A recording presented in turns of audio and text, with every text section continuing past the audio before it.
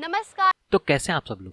मैं हूं आपका फेवरेट यूट्यूबर एटम बॉम्ब। तो आजकल जब से ही लॉकडाउन हुआ है तब से दो ही चीजें ट्रेंड कर रही हैं, एक तो इंस्टाग्राम पर डेली वाले चैलेंजेस और दूसरा डीडी नेशनल पे हम सबका फेवरेट रामायण। तो अब डालगोना साड़ी और डेली ठुमके वाले चैलेंजेस की क्या ही बात करूं, तो मैंने सोचा चलो रामायण की बात कर लेता हूं। तो आज हम बात करेंगे कि रानी कैकेयी ने क्यों श्री राम के लिए 14 साल का ही वनवास मांगा। Why why why. तो चलिए, कहाँ चलिए, लॉकडाउन चल रहा है।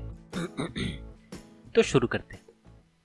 कैकेयी कैकेयी देश के राजा अश्वपति की पुत्री थी, और ये तो हम सबको पता ही है कि कैकेयी के राजा दशरथ से मांगे गए दो वचन ही रामायण की कहानी का बेसिक ट्विस्ट थे। तो इस वीडियो में हम यही जानेंगे कि रानी कैकेयी ने राम के लिए 14 साल का ही वनवास क्यों मांगा और इसके पीछे क्या रीजन थे, क्योंकि वो सिर्फ भरत के लिए सिंहासन की मांग भी कर सकती थी। फिर उसने राम के लिए वनवास क्यों मांगा, और वो भी 14 साल का ही क्यों। तो दोस्तों, रानी कैकेयी ने जब राजा दशरथ से राम के लिए 14 वर्षों का वनवास मांगा तो उसके पीछे तीन मेन रीजन बताए गए हैं। पहला रीजन प्रशासनिक या एडमिनिस्ट्रेटिव था। दोस्तों, रामायण की कहानी है त्रेता युग की, और उस समय ये रूल था कि अगर कोई राजा 14 वर्षों के लिए अपना सिंहासन छोड़ देता है तो वो राजा बनने का अधिकार खो देगा। ये रूल वाल्मीकि रामायण के अयोध्या कांड में दिया हुआ है। रानी कैकेयी ये जानती थी और इसीलिए उन्होंने भरत के लिए राजगद्दी के साथ साथ राम के लिए 14 वर्षों का वनवास भी मांगा, जिससे बाद में वो आके सिंहासन पे दावा न कर सके। हालांकि ये बात अलग है कि भरत ने सिंहासन पे बैठने से ही मना कर दिया और राम की पादुका गद्दी पर रख के 14 साल तक राज किया।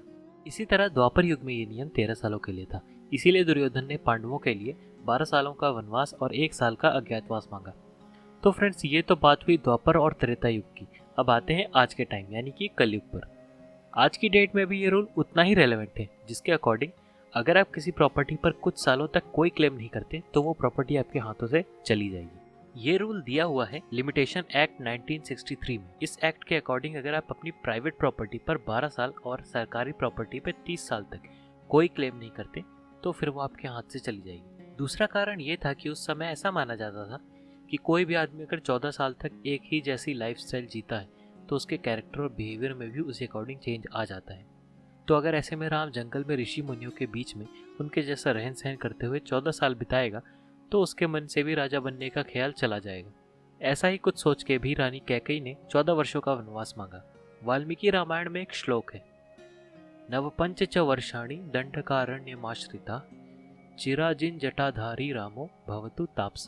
जिसका मतलब है कि राम 14 सालों तक पेड़ों की छाल और मृग चर्म के बने वस्त्र पहन के और बालों की साधुओं समान जटाएं बनाकर स्वयं तपस्वियों जैसा ही जीवन जीने लगेगा। कैकेयी ने यही सोचकर 14 वर्षों का वनवास मांगा कि इससे भरत के लिए राज सिंहासन हमेशा के लिए सुरक्षित हो जाएगा। और तीसरा कारण ये बताया जाता है कि राम को राजा बनाने का डिसीजन दशरथ ने ऋषि वशिष्ठ से विचार विमर्श के बाद ही लिया था। कहा जाता है कि कैकेयी को यह बात 14 दिनों के बाद मालूम हुई। कैकेयी राजा दशरथ की सबसे प्रिय रानी थी और इसके बावजूद उसे ये बात मंथरा से पता चली। तो इसी चीज का बदला लेने के लिए एक एक दिन को एक वर्ष मान के 14 वर्षों का वनवास मांगा उसने। दोस्तों, अगर आपको ये वीडियो पसंद आया हो तो इसे लाइक करना ना भूलें और साथ ही अपने दोस्तों को भी भेजें ताकि उनका भी ज्ञानवर्धन हो सके। और इस चैनल को सब्सक्राइब करना और नोटिफिकेशन बेल को दबाना भी ना भूलें। अगर आप चाहते हैं कि मैं किसी और टॉपिक पे वीडियो बनाऊं तो आप मुझे कमेंट बॉक्स में बता सकते हैं। जय श्री राम।